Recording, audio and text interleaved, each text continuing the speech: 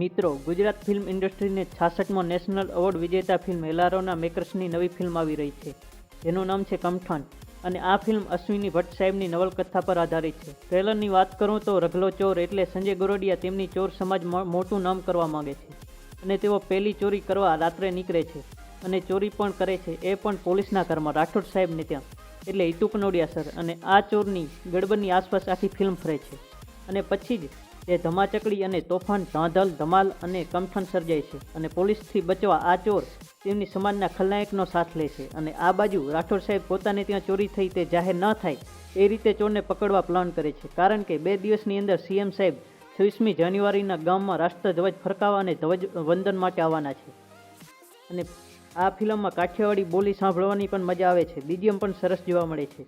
ફિલ્મમાં હિતુ કનોડિયા, સંજય ગોરડિયા, અરવિંદ વૈદ અને દર્શન જરીવાલા મુખ્ય ભૂમિકામાં છે. ફિલ્મને ડિરેક્ટ કરી છે ધ્રુવનાથ સાહેબે.